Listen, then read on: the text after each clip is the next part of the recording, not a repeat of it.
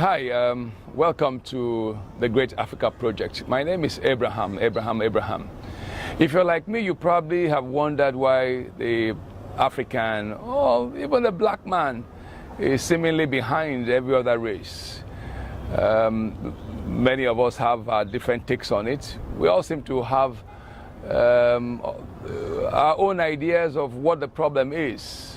Now, I'm not talking about the symptoms, I'm not talking about the backwardness, I'm not talking about dirty roads, I'm not talking about poverty here and there. I'm talking about the why behind it all. Why are we the way we are, and why must we not remain the same?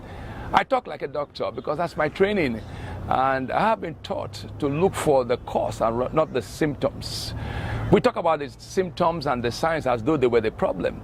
Well, really, is taking a painkiller for your headache going to solve your problem of malaria? No. It's going to come back until you discover the real problem. Paracetamol will solve the problem of headache, but it will bounce back. It's just a matter of time. So why are we the way we are, and why should we seek a difference? If we're going to answer the question of why, we need to go to the very beginning. Were we created any different from any other race? No. In the beginning, God created man. He didn't create different races. He created man. And we are told that from that one line, he has created every human being and every race on the planet Earth.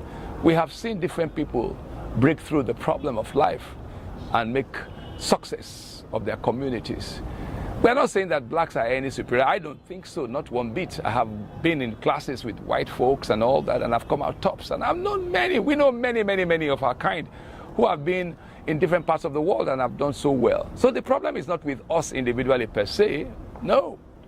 We have way too many people to give the lie to any implied inferiority. The problem, I believe, is with the community. Why are we unable to make a difference in our communities? I would not have the answer except that God has told me the problem is with our belief system. Now, I'm talking about belief. I'm not talking about being religious. I mean, we're very religious people. We always have been. Our forefathers always believed in the supernatural. So we have no problem with believing in God and the spiritual things. But what do we really believe about who God is and who we are and what we are able to do? I think somewhere along the line, we've been so battered in our psyche that we've come to believe that somehow, maybe God loves some races better than he loves us. Maybe God designed for us to be the way we are, for whatever reason. But I don't think so. If God says that the problem is wrong belief, then we need to ask, what is the right belief? The right belief, I believe, is that God made us all in his image, and that means God made us in his own class of being. That is a stupendous thought in itself. If that is so, why are we behaving less than? Well, there are principles that govern life. The God who made us has given us instructions. In the Bible, for instance, we talk about Torah. The Torah are the commandments and the laws. But really, Torah actually means instructions. So the God who created us and created the universe and gave us control over his universe also gave us instructions, if you like, the manual on how to be successful. Many people groups have done these things, so it's nothing new really. So where are we missing it? God says to me that the problem is in community.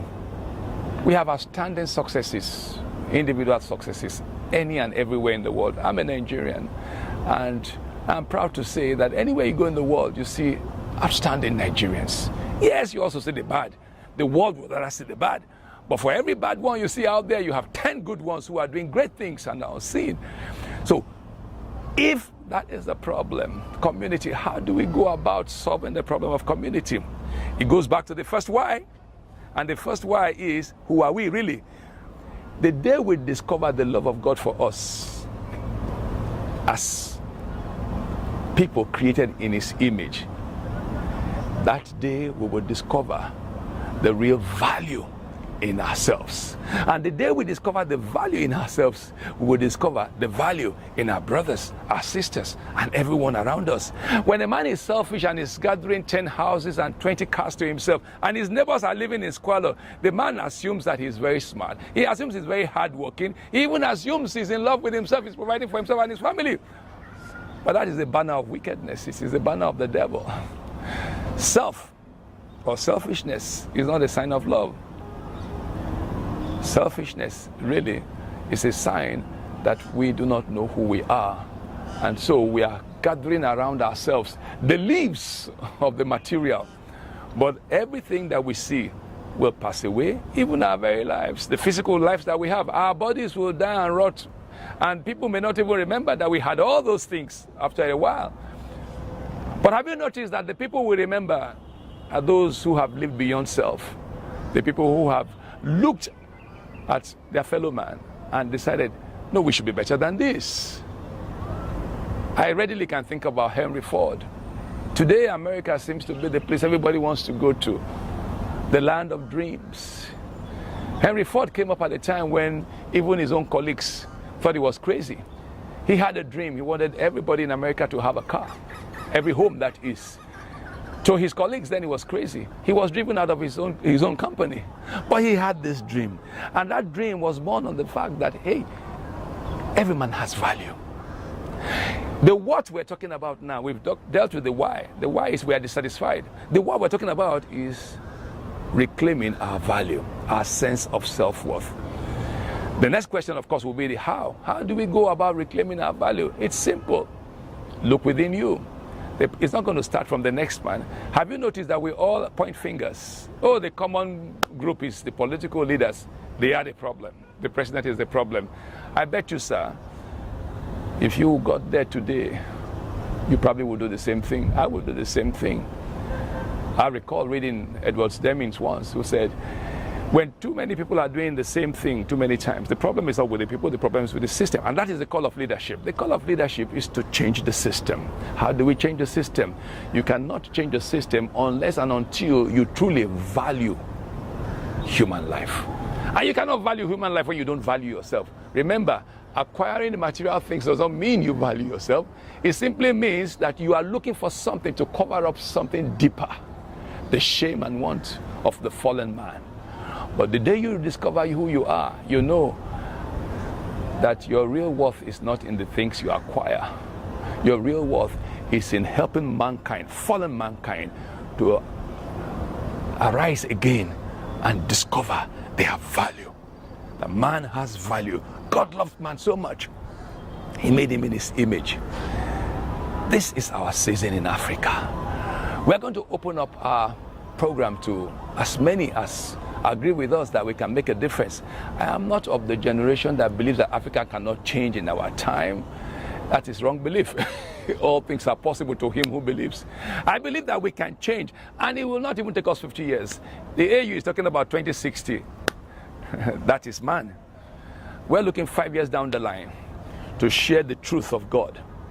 That yes, we can restore value again. Look up to him. Look within us. Look to the neighbor, your brother next door, your brother at the farthest end of the earth. And not only appreciate the value in one another, but seek to add value until we become like the way God wanted us to be. Is it possible? Of course, all things are possible. If you have any ideas to join us in driving this agenda of reclaiming our lost value for self, I mean self-worth, you are welcome. We are not looking for problem mongers. We already know all the problems. Everybody seems to know all the problems. We're looking for solution.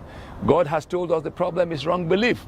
We got to change our belief system. And it starts by knowing that God is love and loves us. No less, no more than any other race. And the moment and the day we discover that, we can go on to love our neighbors as ourselves. It has to start with our kind. There is nothing wrong with that. Jesus said, go out there and be my witness. But start in Jerusalem, and then to Judea, and then Samaria, and to the uttermost ends of the world. The Bible further says, wisdom is near to the prudent, but the eye of the fool is at the other ends of the earth. So what am I saying? Start with your kind. Did you know, for instance, that the Jews would trade within their community 17 times? Have you heard that? The white race would trade within themselves 11 times. The Chinese about 8 to 9 times. But statistics show that blacks trade only once within their community. Sometimes not at all. We prefer the other kind. This is not a call to turning our backs or hating another group. No, this is a call to saying God has created mankind as one, and if they can do it, so can we. Now that call is to you, the youth. I have dedicated the rest of my life to working with you, because God says you are the ones that will turn around the testimony of Africa. You are the one that will take away the reproach and shame of Africa. We are not useless. We will be behind you. We'll support you. We'll give you everything it takes. We'll give you our time. We'll give you our resources. We'll give you anything we can. But you can do it. It's your call. You can do it. God, very God, is with you. Let's go. Let's rebuild Africa. Welcome to the new